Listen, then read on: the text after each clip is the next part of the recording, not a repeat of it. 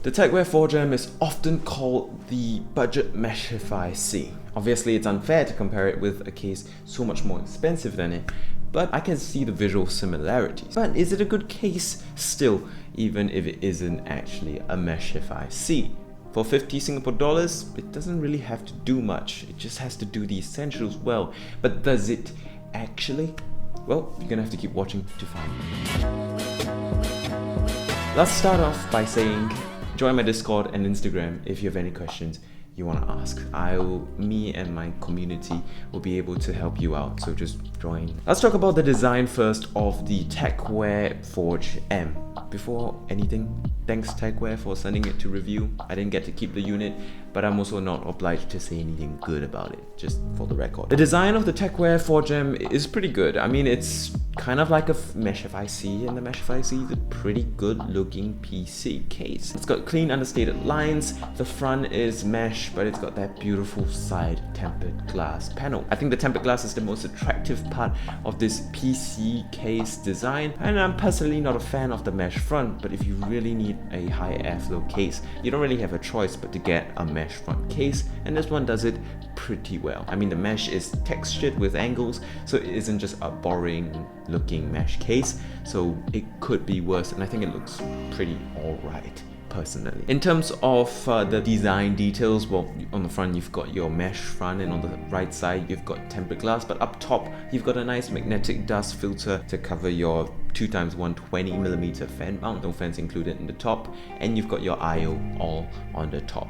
You've got one USB 3.0 port, two USB 2.0 ports, a power reset switch, and your audio jack, so mic and headphone jack, all neatly placed there. The buttons don't feel great, but they work, so that's good enough. And it's good to see a cheap case come with magnetic dust filters included. Now, speaking of included things, this thing has quite a lot of things included. So you've got your three 120mm fans in the front that are included, giving you your main intake, and you've got a nice 120mm fan in the back that's included for exhaust. It's good to have 4 fans included, and it does come with a fan hub, because these fans I think have proprietary connectors and you need to use this fan hub. But they are also RGB fans, so having that hub to control RGB and fan speeds and all that is actually quite an elegant solution. All the cables for the fans are pre-routed. All you have to do is plug one cable into your power supply and you'll be able to control it from this fan hub. It's got the Orbis F1 fan hub. It gets the job done, and it's free. So what else is there to complain about? Now,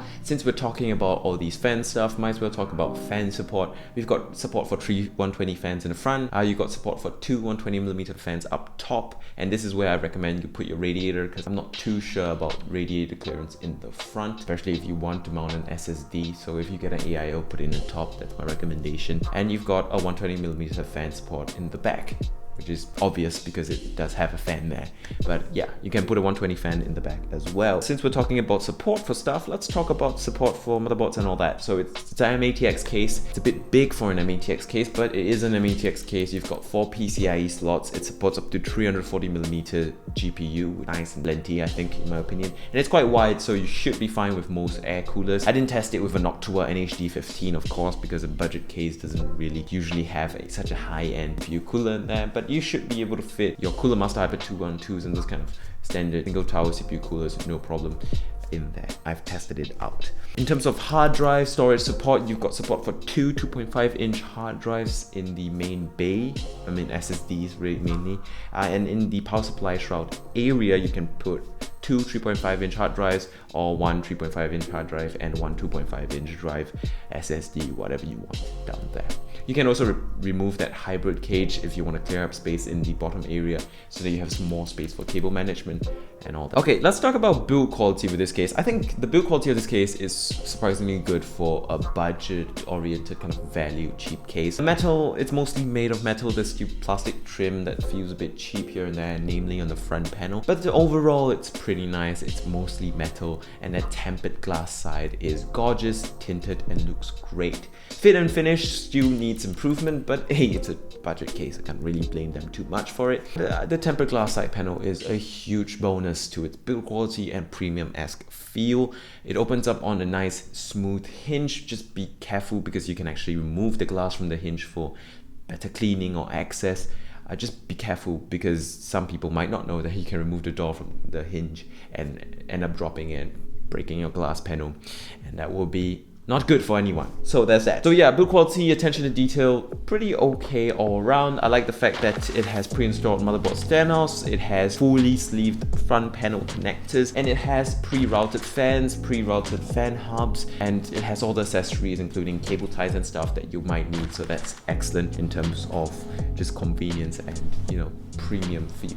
Let's talk about the build experience. Now, unfortunately, I lost all the footage because of a corrupted SD card of me building inside this case and of a fully built Forge M case. Now, this is very, very unfortunate, obviously, so I can't show you my own footage of a build.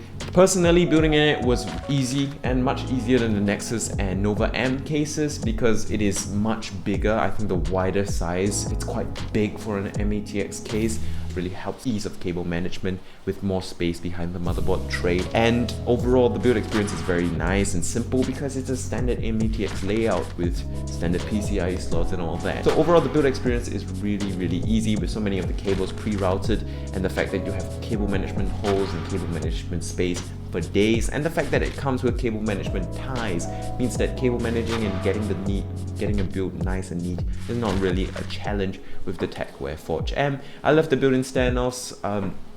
No hassling and getting the standoffs in the right spot there. The only challenge really is putting in the front panel connectors, but I always have a challenge with that because my thumbs are huge and fat and messy. But I have that problem with every single case, so it's not Tecware's fault. So overall, the build experience layout, everything is sensible, everything makes sense, and I think it's great. Plenty of space for expansion as well. If in the future I wanted to put drives in this case, I could, if I were to use this as my main case. But I personally only really use NVMe SSDs nowadays. Okay, so we've talked about all that. So that's build experience. Let's talk about performance of this case. Obviously, we've got that mesh front and we've got 3 120mm fans. These fans are actually surprisingly quiet for cheap budget fans. They're definitely better than the fans on the Nova and Nexus M. They're slightly improved, and they really do give sufficient airflow for most PC rigs. Guessing if you're building a rig with a 16-core CPU, you're probably not going to be using a budget-oriented case like this. But if you are, there should be reasonable amounts of airflow for an AIO or a nice tower cooler, and you should be able to keep your parts reasonably cool. Just don't put a 9900K in there with a 3090 GPU. I don't think that's a particularly good idea. Okay, so performance, and also the case is surprisingly reasonably quiet. There's no massive whine from the fans or anything. Because there's so much airflow, I'm able to keep the fan speeds down reasonably low, and that means overall it's a okay case in terms of quiet. It's not shh, be quiet, no, but it is not noisy, and I think that's good enough for most people, because most people I know use headphones when they use their computer because they game. Okay, so I guess it's conclusion time then. Is this case a worth it purchase? I think it is, actually. In fact, it might even be a better purchase than the Nova M and Nexus M. For about 10 to 15 more dollars for this case compared to that, Singapore dollars, I'm saying. It's actually a lot of CPU case, a lot of PC case for the money. Because the Nova M and Nexus M, while excellent, do have certain problems, like in being impossible to cable manage very easily because of the lack of space behind the motherboard. And this does come with 2 extra fans and a little bit of extra RGB over the Nexus and Nova M cases. Of course, this case is a bit bigger, but that bigger size isn't just wasted, it's put to good use. But that's it for this video. Thank you guys so much for watching. If you guys found it helpful or enjoyed the whole experience of me ranting on about a computer case for 12 minutes or more than that, please like and subscribe, follow me on Instagram and join my Discord, all that. You know the YouTube drill. I'm out of saliva, my throat hurts. I'ma head out. See you soon. Bye.